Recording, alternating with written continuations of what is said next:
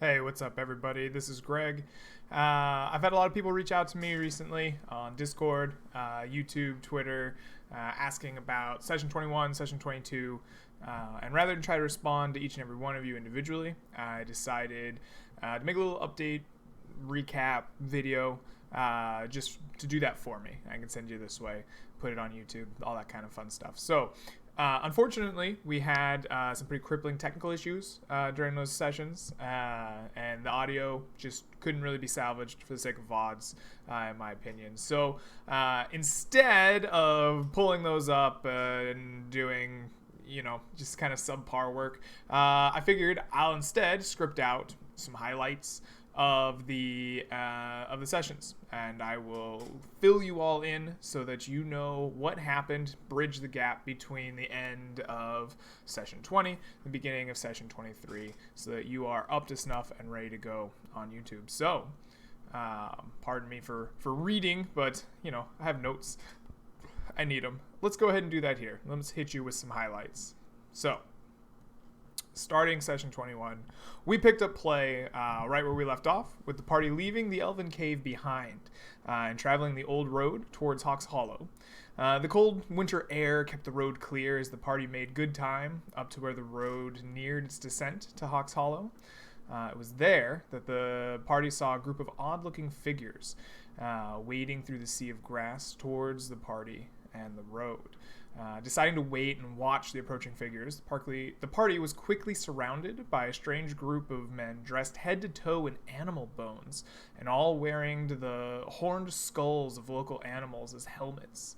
The group demanded to know if the party had seen an oracular pig and made to forcibly search the party's cart. Tom, of course, immediately responded by throwing a fireball at the group and ignited a quick skirmish in which the bandits were quickly slain. However, soon after the battle finished, the bodies of the bandits reanimated and attacked again with a crazed animalistic ferocity. The party once again took up arms and slew the reanimated bodies. This time, they gathered all the bodies together in the center of the old road and just set them ablaze before continuing on their way to Hawk's Hollow, someone else's problem to deal with. The party quickly arrived in Hawk's Hollow, just as the sun began to dip beneath the mountains, leaving the hollow in an early evening light. Here the group split up with Tom, Janlar, and Gorik heading to the local tavern with the intent of learning some more about this oracular pig and the bandits they met on the road, while Rose and Meldarian made to the center of town, where they went to speak with the guardian tree, or at least to investigate it some more. Tom and Gorik feigned drunkenness in this local tavern, while Janlar used his magic to detect thoughts. And the three of them found that a local farmer just north of the city is rumored to have an oracular pig, and he will charge you a small price to have your fortune read. Additionally, there's a group of bandits led by a mysterious figure known as the Horned Lord, and they had been growing more aggressive lately in the Sea of Grass, though the people in town thought them to be a kind of smaller problem than this grand threat the party assumed them to be. Meanwhile, in the center of town, Rose cast her magics to speak with the guardian tree and asked for some of its wisdom to help her kind of nurture her druidic powers. Soon after, she and Meldarian were approached by a priestess of Aviana, who offered them the opportunity to hang a memory on the limbs of the great tree, along with those of the town that had accumulated there. Rose and Meldarian declined to make a trinket of their own, but they did accept lodging in the temple the night, where Meldarian spent the entire night unsuccessfully beseeching all the priestesses to grant him a direct line of communication to the goddess of memory. The next morning, the party regrouped and went to investigate the farm where the oracular pig was said to be. They found the barn broken into and hastily covered up, along with some dead animals inside and a seemingly abandoned farmhouse alongside it. Communicating with Sambar in the mace to help track the pigs, Rose led the party out into the Sea of Grass, and along the way, they were attacked by a pterodon that has a skull of a gazelle attached to its head, kind of like a helmet, much like the bandits from before. The party quickly dispatches it thanks to Meldarian's quick use of the hooked sword, holding it in place. And taking no chances, the party quickly beheads the creature and burns its body after clearing out some of the sea of grass. Soon after, the party arrives at a cave in the base of a mountain range next to the sea of grass. Standing guard is another pterodon with a skull attached to it. Using their combined magics, the party lured the unsuspecting pterodon into an ambush, quickly dispatched it, and made their way inside the cave. The party heard drumming reverberate back to them, and as they came across the back of the cave, they see the scenes of a dark ritual taking place in front of a stone altar. Abandoning stealth, Tom immediately throws a fireball, and the party races into the room to do battle with the Horned Lord and his bandits. Pitched battle ensues, but our party eventually prevails despite the tendency of these bandits to die for a little while and then come back and fight some more. But no losses were ensued, and eventually the peasant on the altar is freed, while Tom goes about collecting the bodies of the bandits and the Lord and begins to burn them in a pile right next to him. Fearfully, the peasant explains that he is in fact Terran, the owner of the oracular pig, and he isn't sure why they wanted his pig. But when they captured him, they said they were going to make him drink from a chalice and become one of them. Janlar, of course, notices the chalice, and it's burning with rift magic. He uses his spells and his eyes and indicates that it is indeed magical, and it radiates an aura of some kind of enchantment. The blood-like liquid inside is drained, and the chalice taken with them for additional study, but without a pearl for identification, and they didn't feel comfortable doing any more with it at the time. The party then leaves the cave with Terran, begins searching for the missing oracular pig. Upon finding the pig alive and healthy, just seemingly chilling out in the sea of grass, the party returns to the farm, where they're rewarded by having their fortunes read by the pig, with an additional reward of the unidentified magic wand that was given to Terran, not actually Terran himself, but to his father, when a wizard came by and was told to keep it safe. This magic wand, of course, had been kept safe here in the farmhouse for some time. Terran felt that the Seekers could probably make greater use of it than he could. The party thanked him and took their turns having their fortune read by the oracular pig, but they found fortune-telling to be a vague and rather unsatisfying art, especially when performed by a pig. The party decided to leave Hawks Hollow, probably with more questions about their future than any new answers obtained. From here, the party decided to forego the old road and the potential riverboat trip down into Balesport, instead opting to cut across the land nearby the Gloomwood in order to take a straight line route to the city of Balesport.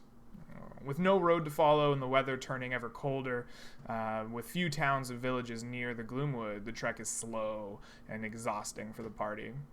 At nights, Tom begins to be visited by strange dreams of a woman engulfed in a flaming sphere, crying out for aid, clearly in pain, and somewhere in the Gloomwood.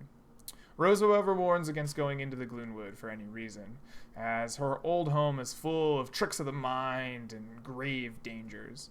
The party decides to listen to her, heeds her advice, and presses on past the Gloomwood through their mounting exhaustion. Sometime later, after the first year's snows have kind of fallen over them, the party is ambushed during their trek by these winter spirits, summoning up the snow and the ice to attack the party. But despite their exhaustion, the party easily overwhelms them with copious amounts of fireballs and fire bolts and fire magic. Finally, after pushing past this and their own exhaustion, the dreams leave them and they arrive at Balesport. They are escorted to the Duke's Manor as soon as they announce that they are the Seekers and that they are here to look into the Duke's sickness.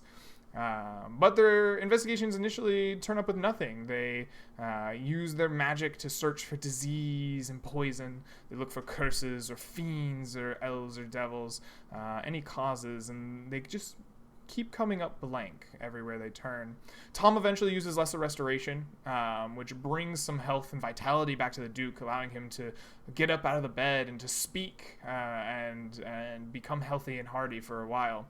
However, he's told that this has been tried before by the clerics here in Balesport, and after some time, the illness soon overtook the Duke again, the last time that this had happened. So, Tom asks that the party be allowed to shadow the Duke over the next few days to attempt to find the cause of his illness, which of course the Duke readily agrees to. After cleaning himself up and getting ready for the day, speaking with his daughter and the doctor of the house, the Duke and their party make their way down to a meeting at the harbor.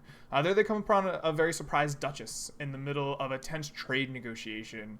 There are many ship captains present, all with varying degrees of wonder, indignation, cheer, seeing the Duke show up. After tending to this for a great period of time and other matters of state for the day, the Duchess asks that she be allowed the pleasure of her husband's company for the evening, and gives the party well-furnished rooms at the manor to stay in. It was here that the party split up for the night. Gorick had to inform the party that he had received a vision from Ungral, and he must leave them for some time. He must go on his own. He knows not where he will return. And so Gorick departs the party here, off to satisfy whatever vision quest that Ungral has deigned send him on. Tom and Meldarian decide to take this time to head down to a local tavern, the Salty Mast, and hustle some locals out of some gold, deciding to instigate a fist fight and putting down some wagers upon it. While this is going on, Janlar and Rose settle into their rooms and concoct a plan to get some more information on the Duchess, who has been fairly out of the picture for most of the day, aloof. They haven't had a chance to investigate her as well. So they have Rose transform into a spider and decide to have her crawl underneath their door into their room to get a gauge on the Duchess and the Duke. Unfortunately for Rose, as she is making her way through the door, a clawed foot is waiting for her and attempts to slash at her. A voice in her head tells her to leave, which Rose does immediately, reverting back into a druid form and quickly making for her room. But she was stopped along the way by a servant and a powerful charm laid upon her before she could get back to Janlar. And at that, our session ended. So you guys should be all caught up. That's, the blow-by-blow highlights of the two sessions that I couldn't get. Sorry we couldn't salvage them for you, but I hope this is a pretty good compromise for those of you that are looking to, get a bridge into session 23 and the VODs or the stream itself. Anyway, have a great day, night, week, whatever it is, until I see you all again next time, everybody. Peace.